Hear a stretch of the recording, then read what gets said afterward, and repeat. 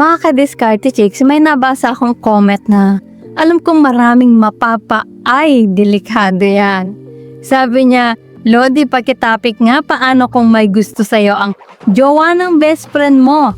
Ano ang dapat gawin?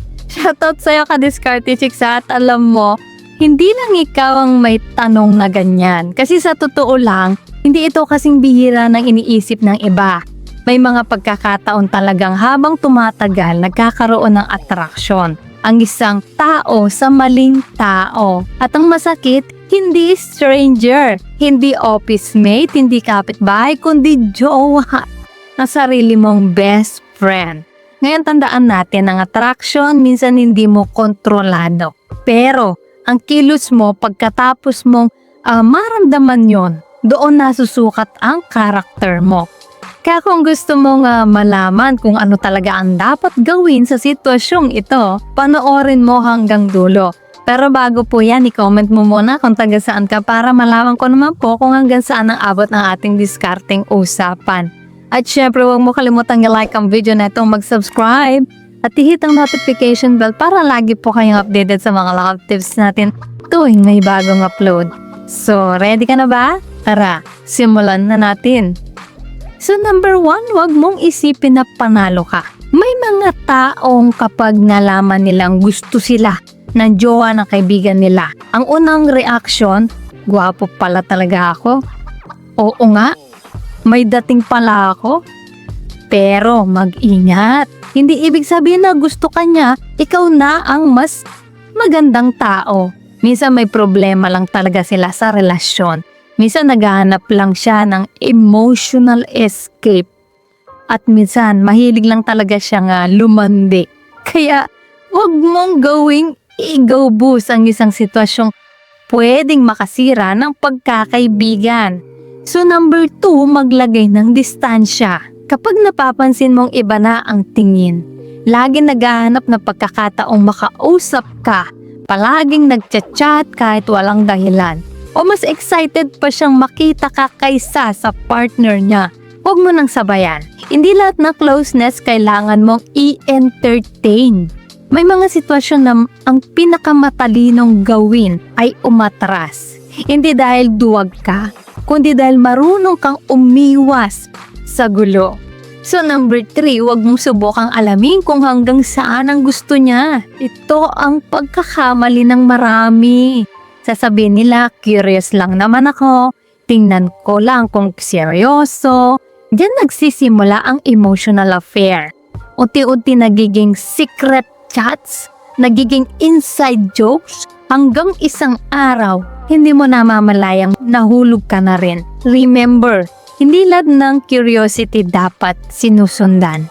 So number 4, ilagay mo ang sarili mo sa posisyon ng best friend mo.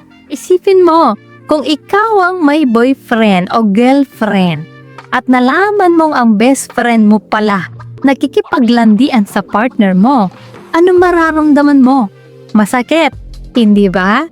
Kaya bago ka gumawa ng anumang desisyon, tanungin mo muna ang sarili mo. Kung sa akin ito ginawa, matatanggap ko ba? Kung ang sagot ay hindi, alam mo na rin ang tamang gawin. So number 5, huwag mong itago kung sobra na ang paglalandi. Ito ang medyo sensitibong parte. Kung simpleng tingin lang, baka hindi pa kailangan gumawa ng malaking issue. Pero kung diretsahan ka ng nililigawan, inaaya kang lumabas ng kayong dalawa lang o malinaw ng may intensyon, hindi na ito simpleng attraction. Respeto na ang pinag-uusapan. Sa ganitong sitwasyon, maaaring kailangan mo nang sabihin sa best friend mo. Hindi para manggulo, kundi para maging tapat.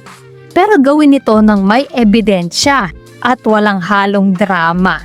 So number 6, tandaan, kung kaya niyang gawin sa best friend mo, kaya rin niyang gawin sa'yo. Ito ang madalas nakakalimutan ng iba. Iniisip nila, baka ako talaga ang mahal. Pero isipin mo, kung habang may relasyon pa siya, nagagawa niya magkagusto sa iba, ano ang kasiguraduhan na kapag naging kayo, hindi rin niya yon gagawin ulit Ang pattern madalas inuulit, hindi palaging nagbabago. So number 7, ang tunay na loyalty, ginagawa kahit walang nakakakita. Hindi lang loyalty sa partner, pati loyalty sa kaibigan. Madaling maging mabait kapag walang tukso. Pero ang tunay na ugali ng tao, lumalabas kapag may pagkakataon siyang gumawa ng mali. At tandaan mo, may mga pagkakaibigang inaabot ng 10 taon na nasira lang sa isang maling desisyon. Kaya mga kadiskarte chicks, kung sakaling dumating ka sa ganitong sitwasyon, huwag mong isipin ano ang makukuha ko. Ang magandang tanungin mo, ano ang mawawala sa akin kapag pinatulan ko ito? Dahil ang attraction lumilipas. Pero ang sirang tiwala, minsan nabambuhay ng hindi napubuo. At tandaan ninyo, hindi lahat ng taong may gusto sa'yo ay dapat mong gustuin din. Minsan ang pinakamagandang love story ay ang mga tukso na pinili mong iwasan. Mga kadiskarte chicks, gusto kong marinig ang opinion ninyo. Kung ikaw ang nasa sitwasyong ito, sasabihin mo ba agad sa best friend mo o mananahimik ka muna hanggat wala pang malinaw na ebidensya? Mag-comment kayo sa ibaba. Baka ang karanasan ninyo ang maging inspirasyon ng susunod nating vlog. At kung gusto ninyo ng mga usapang relasyon, psychology at mga sitwasyong nangyayari talaga sa totoong buhay, huwag kalimutang mag-like, mag-subscribe at pindutin ang notification bell. So ayan mga kadiskarte chicks, sana ay may natutunan po kayo sa video natin ngayon. At syempre bago pa tayo matapos, shoutout muna sa ating mga masugid na tagapanood na sina Glenn Copioso ng Nagcarlan, Laguna, Maximo Vallejo, taga Palawan, Rod Sarmiento, Warlito Caligan from Valenzuela City, Edmond Egagamao ng Davao City. Usapang babae, shoutout sa'yo Eduardo Mandigal from Pampanga, Samuel de la Peña ng Monica Hagunoy, Bulacan at kay Muhammad Macarambon watching from Isabela. Guys, maraming salamat po sa support at panonood mga kadiskarte chicks. Dahil po sa inyo, patuloy at lalo po akong ginaganahan gumawa ng mga content na makakatulong at makakaaliw.